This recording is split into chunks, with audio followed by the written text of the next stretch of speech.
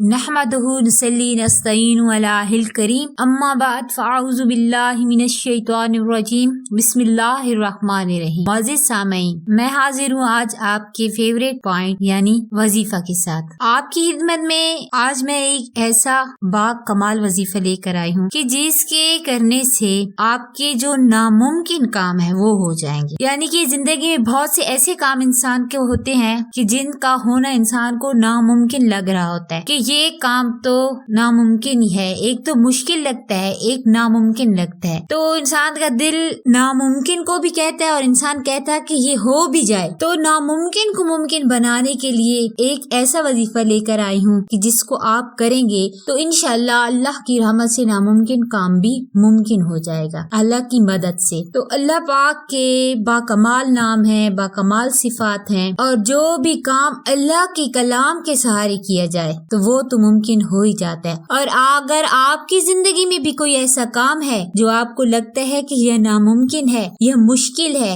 یا ہوتا ہوا نظر نہیں آ رہا، تو آپ بھی اس وظیفے کو کریں۔ یہ وظیفہ بہت مجرب، بہت کمال کا وظیفہ ہے۔ اگر آپ اس کو کر لیں گے تو اس کا اثر آپ دیکھیں گے کہ کیا اثر ہے اس کا۔ تو بہت آسان سا وظیفہ ہے، آپ بالکل بھی پریشان نہ ہو۔ کوئی بھی کام ہے آپ کا جو آپ کرنا چاہتے ہیں اور آپ کو دلی دل میں یہ ڈر ہے کہ ناممکن ہے، تو اس عمل کے کرنے کے بعد وہ آپ کا کام انشاءاللہ ہو جائے گا۔ تو وظیفہ پورے دھیان اور یقین کامل کے ساتھ کرنا چاہیے، کیونکہ اللہ پاک ہی کلامیں ہی ہیں جن کے ذریعے ہم مسلمانوں کا یہ عقیدہ ہے کہ اللہ پاک اپنی کلاموں کے سہارے ہمیں بہت کچھ نوازتا ہے۔ ہم ان کے وسیلے سے اللہ پاک سے بہت کچھ حاصل کرتے ہیں ان کے توفیل سے۔ تو پہلے تو یقین کامل ہونا چاہیے انسان کے اندر کہ ہم اللہ کے ذکر سے جو سکون، جو اطمینان قلب جو حاصل ہوتا ہے وہ کسی چیز سے حاصل نہیں ہوتا۔ اور زندگی میں جو مشکلات پیش آتی ہیں تو ان کا بھی انسان مشکلات کا سامنا بھی اللہ کی کلاموں کے سہارے ہی اگر کرتا ہے تو مشکلات بہت جلد دور ہو جاتی ہیں۔ اور اگر آپ کی زندگی میں کوئی ایسا کام ہے جو ناممکن ہے، مثلا بہت سے کام ہو جاتے ہیں، کوئی کاروبار بند ہو جاتا ہے جو انسان سوچتا ہے اب اس کا چلنا ہی ناممکن ہے، تو گھر میں برکت نہیں ہوتی تو انسان سوچتا ہے کہ ہم جتنا بھی کما لیں گھر میں ہمارے